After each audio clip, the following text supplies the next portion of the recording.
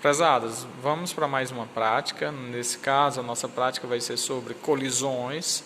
E novamente eu vou gravar a prática e vou disponibilizar os dados para que vocês analisem e verifiquem a comprovação, né, do objetivo proposto ou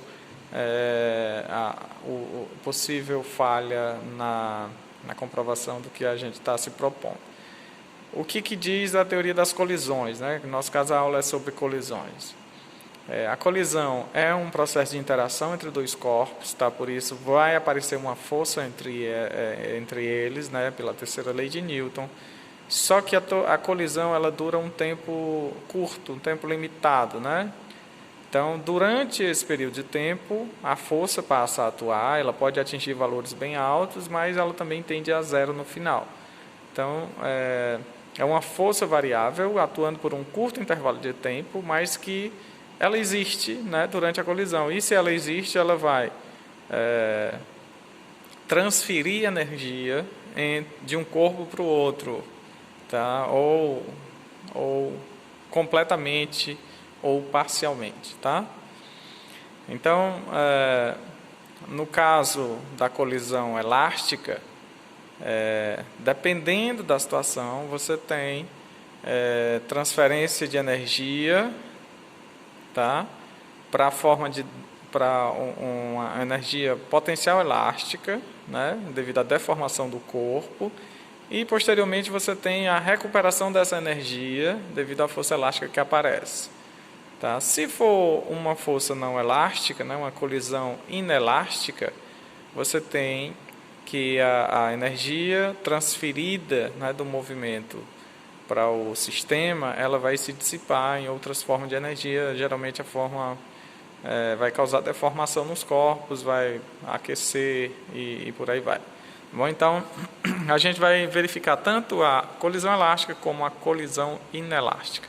A força que atua durante a colisão é uma força que surge devido à interação entre os dois corpos, regido pelas leis de Newton, né? Portanto, pela terceira lei, a força ela se dá nos dois corpos, né?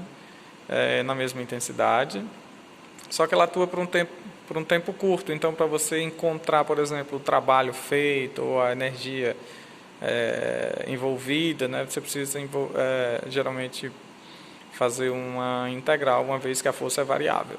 Bom, então você pode ter o cálculo do momento, né, que é uma nova grandeza física, que a gente normalmente estuda lá, capítulo 8 em diante, lá no Resnick.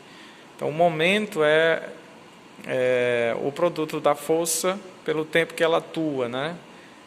No caso, o tempo é limitado e a força é variável. Então, o cálculo do momento, nesse caso, vai ser também por integral. Tá bom?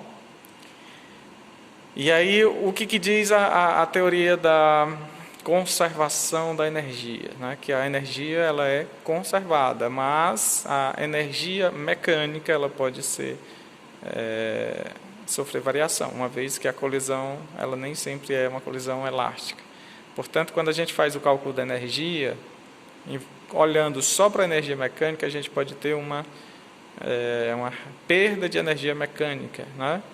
Por exemplo, um ovo quando cai e quebra, né?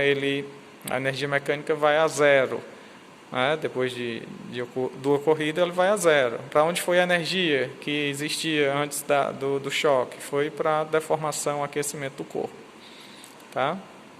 Por outro lado, quando a colisão é elástica, as forças envolvidas são forças de natureza elástica, conservativas.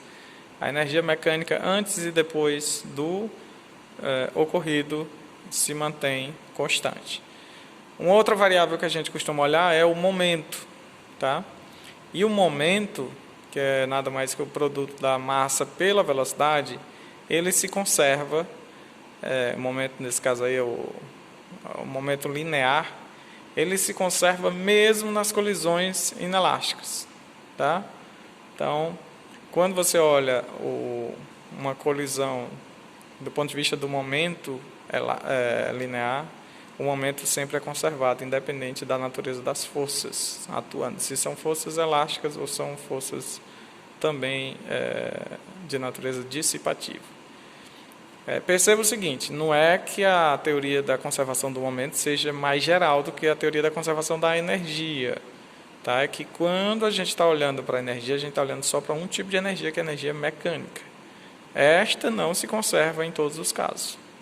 Tá? Agora, se você envolver outros tipos de energia na conta, no final ela também se conserva. Tá bom?